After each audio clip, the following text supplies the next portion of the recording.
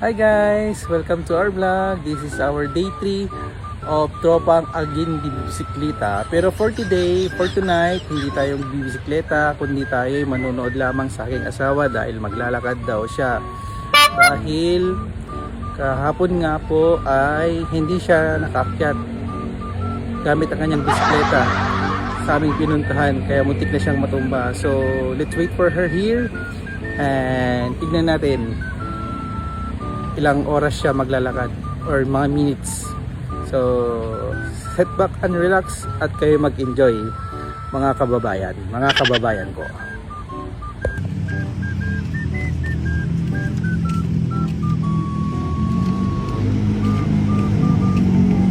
Kasi di kapiti ah.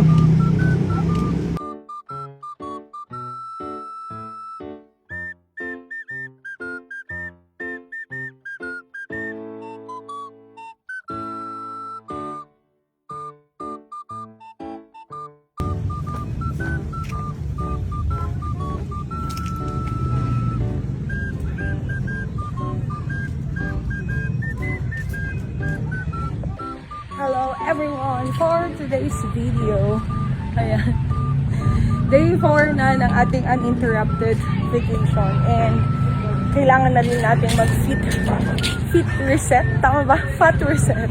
Kasi nitong mga nakaraang buwan, naging sedentary ang lifestyle natin. Wala tayong halos exercise. Kaya this time, kailangan nating magbanat-banat ng kaunti para kahit papaano ay pagpawisan ho tayo at mabawasan ng timbang. Ayan. So hindi ako nag-bike ngayon, hindi kami nag-bike ngayon dahil medyo masakit ang ating bewang. Ayan. Naninibago siguro, kaya ngayon kailangan ko po munang mag-walk, maglakad para hindi lumala yung sakit ng ating likod. Okay?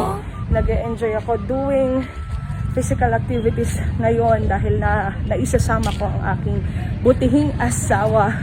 Si Alvin kasi ay pawisin talaga siya. Kaya kahit anong kilos or kaunting kilos lang niya ay grabe na talaga ang pawis. Hindi ko katulad ko na kailangan ko talang mag-exert ng effort para pagpawisan.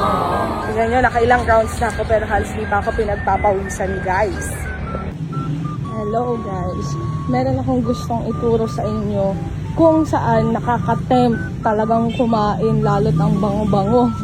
Dito ako sa may Carmen's Park, doon sa may likod ng hilera ng parang food bazaar.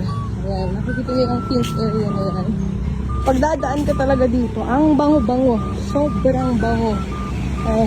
Naamoy ko yung sisig, yung pares, at parang natatakam akong kumain pero a big no. It's already 6:46 in the evening at nakaka-anim na round na tayo, 6 or 7 na round na tayo. At ang sabi ng ating butihing asawa, exactly 7 doon tayo mag-end.